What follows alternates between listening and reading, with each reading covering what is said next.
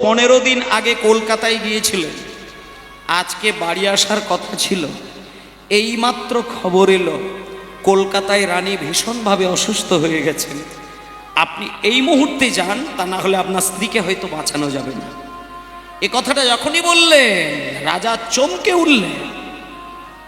হে কি, আমি কীর্তন শুনতে বসেছি, আমার স্ত্রীর একটা দুঃসংবাদ আমার কানে এলো। অস্থির হয়ে গেল রাজামশাই। এবার রামদাস বাবাজি মহারাজ কীর্তন গাইতে গাইতে গাইতে গাইতে হঠাৎ রাজার চোখের দিকে চোখ দিয়ে দেখলেন যে রাজামশাই খুব ব্যতিব্যস্ত হয়ে উঠেছেন। বাবাজি মহারাজ কীর্তন বন্ধ করে দিয়ে রাজামশাইকে বললেন, রাজামশাই আপনার মুখ দেখে মনে হচ্ছে আপনি খুব চিন্তিত হয়ে গেলেন। তখন রাজামশাই হাত জোড় করে বললেন, মহারাজ আমার কাছে খবর এলো আমার স্ত্রী কলকাতায় অসুস্থ হয়ে গেছে, আমাকে এক্ষুনি কলকাতায় যেতে হবে। আপনি কীর্তন গাইছেন, কীর্তন করুন। আর এই এত সব মায়েরা বাবারা বসে আছেন, ওনাদের জন্য আপনি কীর্তন করুন। আপনি আমাকে অনুমতি দিন, আমার স্ত্রীর কাছে আমাকে এক্ষুনি যেতে হবে। বাবাজি মহারাজ কিছুক্ষণের জন্য নীরব হয়ে গেলেন। শুনুন মা, শুনুন, ভক্তির থেকে বড় ক্ষমতায় বিশ্ব ব্রহ্মাণ্ডে কিচ্ছু হতে পারে। যা কোনো কিচ্ছু দিয়ে পাওয়া যায় না, তা একান্তভাবে ভক্তি দিয়ে হরণ করা যায়। রাজামশাই কিছুক্ষণের জন্য চিন্তা করে নিয়ে তারপরে রাজাকে কাছে ডেকে বলছেন, রাজামশাই আপনার অর্থ দান করে, আপনার পরিশ্রম দিয়ে, আপনার ডাকে আপনি আমাকে এখানে এনেছেন। আপনার রাজবাড়িতে কীর্তন গাইব, সকলে থাকবে, আপনি থাকবেন না, এটা ভালো লাগে কি? তাই আমি আপনাকে একটা কথা বলি, কীর্তনটা তো নিত্যানন্দের কীর্তন, এই কীর্তন তো চৈতন্যের কীর্তন। আপনি বরং আপনার স্ত্রীর সমস্ত বিপদের বোঝাটা আমার নিতাই চাঁদ আর গৌরচাঁদের চরণের উপরে ছেড়ে দিন। দেখুন এই সময় নিতাই চাঁদ আর গৌরহরি আপনার জন্য কি করে। আপনাকে যেতে হবে না, আপনি কীর্তন শুনতে বসে যান। আমি আপনাকে বলছি, আপনাকে যেতে হবে না। বাবাজি মহারাজের এত ক্ষমতা, রাজামশাই কথাটা ফেলতে পারল না, নীরবে বসে গেলেন। মন প্রাণ দিয়ে কীর্তন শুনছেন, আর যিনি কীর্তন গাইছেন, কীর্তন গাইতে গাইতে এত তার প্রেমের আবেগ, এত কাঁদছে বাবাজি মহারাজ চৈতন্যের নাম অমৃত দিতে দিতে। যারা কীর্তন শুনছেন তাদের আর নিজের মধ্যেই নিজেরা কেউ নেই, সব ভাবে বিভোর, পাগল। যখন কীর্তন গান সমাপ্ত করলেন বাবাজি মহারাজ, তখন সবাই চেতনা আসলো, ঘড়িতে দেখলো বিকেল 4টে বাজে। তাহলে শুরু করেছিলেন কটায় বললাম? ভোর 4টে।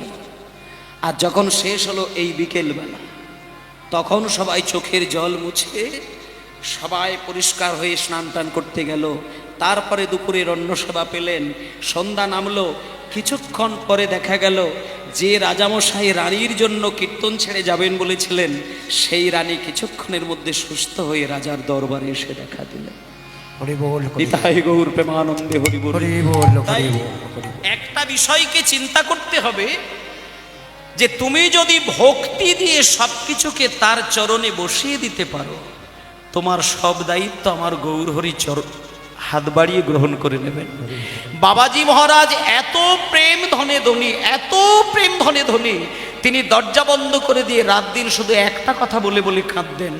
আমরা ছেলের কথা বলে কাঁদি, স্ত্রীর কথা বলে কাঁদি, জমি জায়গার কথা ভেবে কাঁদি। বাবাজি মহারাজ ওইগুলো বলে কাঁদতেন না, দরজা বন্ধ করে দিয়ে একটা কথা শুধু বলতেন, আমার নিতাই বলে কাঁদা হলো না, আমার গৌর বলে কাঁদা হলো না। অথচ বাবাজি মহারাজ একবার হাকৃষ্ণ বললে, হাগৌর বললে চোখ থেকে কয়েক কলসি জল গড়িয়ে যায়, তবুও তিনি বলতেন, আমার নিতাই বলে কাঁদা হলো না, আমার গৌর বলে কাঁদা হলো। ভক্তগণ বলতেন, মহারাজ আপনি তো এত প্রেম ধনে ধনী, একবার হাকৃষ্ণ বললে আপনি এত কাঁদেন, তবুও কেন আপনি বুক চাপড়ে বলেন যে আমার নিতাই বলে কাঁদা হলো না, আমার গৌর বলে কাঁদা হলো না? তখন বুকে জড়িয়ে ধরে বলে, ওরে গৌর প্রেমের এটাই স্বভাব, পূর্ণ হয়েও মানে অভাব। কেউ যদি ভাবে যে আমার প্রেম পাওয়া হয়ে গেছে, কোন দিন যে হৃদয় থেকে প্রেমটা হারিয়ে যাবে সে তার হিসাব খুঁজে পাবে না। আমি যদি প্রেম পেয়ে গেছি বুঝে যায়, আমি একদিন প্রেম হারিয়ে ফেলতে পারি, কিন্তু আমি যদি প্রেমের অভাব জাগিয়ে রাখতে পারি, আরো আমি আমার গৌর হরির প্রেম পেতে পারি। তাই ভক্তমণ্ডলী মায়েরা, যারা গৌরকে না পায় তারা পাবার আশায় কেঁদে বেড়ায়, আর যারা গৌরকে পায় তারা পেয়ে হারানোর ভয়ে সারা জীবন কেঁদে বেড়ায়। এ হলো, এটাই আমার চৈতন্যের প্রেম। যে প্রেম পেয়েছে সে রাত দিন কাঁদে, আর যে প্রেম পায় না সে পাবার আশায় আছাড় খেয়ে ঠাকুর ঘরে কাঁদে। এইটাই আমাদের দরকার। তাই ভক্তমণ্ডলী মাগো, আমরা যদি শুধু চোখ থেকে তার নাম দিতে দিতে কাঁদি, তোমার কিচ্ছু দরকার নেই, কিচ্ছু দরকার নেই। তোমার সংসার চৈতন্যদেব এসে হাত বাড়িয়ে চালিয়ে দেবে, কিচ্ছু চিন্তা করতে হবে না।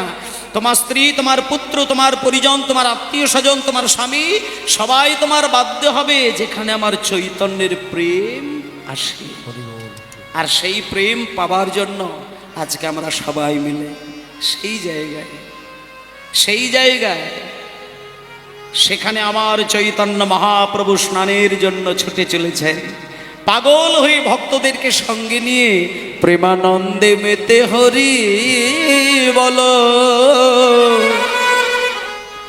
সবাই হরি নামের বন্যা যে এলো, হরি বন্দে মেতে হরি বলো, হরি নামের বন্যা যে এলো। প্রেমানন্দে মেতে হরি বলো, হরি নামের বন্যা যে এলো। প্রেমানন্দে মেতে হরি বলো, হরি নামের বন্যা যে এলো। এমন বন্যা দেখি নাই সুগুনাতে তলা, দেখি নাই সুগুনাতে তলা। বন্যা দেখি নাই সুগুনাতে তলা, বন্যা দেখি নাই সুগুনাতে তলা। ডুবলো নদীর পুরুষ নারী জাতের বিচার নাই। এমন বন্যা দেখি নাই শুকনাতে তলায়, এমন বন্যা দেখি নাই শুকনাতে তলায়। ডুবলো নদী পুরুষ নারী জাতির বিচার নাই। ঠাকুর হরিদাস, ঠাকুর হরিদাস কাজীর ছেলে, সে বুঝে ডুবে গেল। হরিদাস হরিব বলে রে হরিদাস, হরি বল বলে রে হরিদাস,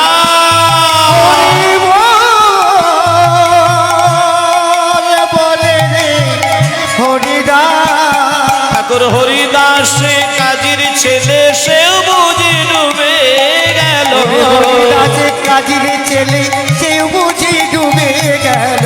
আর হরি নামের বন্যা যে এলো, প্রেমানন্দে মেতে হরি বলো, হরি নামের বন্যা যে এলো। প্রেমানন্দে মেতে হরি বলো, হরি নামের বন্যা যে এলো। আমাদের খুব দুঃখের বিষয় এটাই, এই বিশ্ব ব্রহ্মাণ্ডে যতগুলো ধর্ম আছে মাস অন্ততপক্ষে বলে দিই, ইতিহাসের পাতা খুললে দেখা যায় 4000 পৃথিবীর মধ্যে ধর্ম রয়েছে, 4000। তার মধ্যে 10টি ধর্ম প্রধানভাবে প্রকটভাবে আমরা দেখতে পাই। তার মধ্যে বাবা এখন ওঠার দরকার নেই, এখন ওঠার দরকার নেই। এই যে বাবা, কীর্তন চলতে চলতে কেউ এসে আমাকে প্রণামী দেবেন না। প্রণামী দিতে হলে কমিটিকে দেবেন, এখানে দেবেন না। কীর্তন চলাকালীন আমার কাছে দেবেন না, ওখানে অফিস আছে, কমিটিকে দেবেন। জয় নিতাই। মায়েরা, এই আমরা হলাম হিন্দু সনাতন ধর্মের মানুষ। অন্তত একটা জিনিস আমি করজোড়ে বিনয় করে একটা কথা বলে যাই আপনাদের, সনাতন ধর্মকে যদি এগিয়ে নিয়ে যাওয়ার বাসনাটা আমাদের থাকে, তাহলে একটা অভ্যাস কিন্তু আমাদের ত্যাগ করতে হবে, সেটা হচ্ছে বৈষ্ণবকে নিন্দা করার অভ্যাসটা ত্যাগ করতে হবে। আপনি কোনো ইসলাম ধর্মের মানুষকে দেখবেন না যে তাদের ধর্ম নিয়ে কথা বলছে অথচ তাকে অপমান করছে, এটা ইসলাম ধর্মে দেখা যায় না। আর আমাদের ধর্মে একবারে অলিতে গলিতে দেখা যায়, কেউ যদি তুলসী মালা গলায় নিয়েছে তো তাকে ক্রিটিসাইজ করে কথা বলে দিল। জপের মালায় নাম করছে, তাকে সরাসরি ডিরেক্ট গাল দিয়ে দিল। হচ্ছে আমাদের সনাতন ধর্মের মানুষদের। আপনি জপের মালায় নাম নিয়ে 1 লক্ষ মুসলমানের মাঝখানে দাঁড়িয়ে হরিনাম করুন তো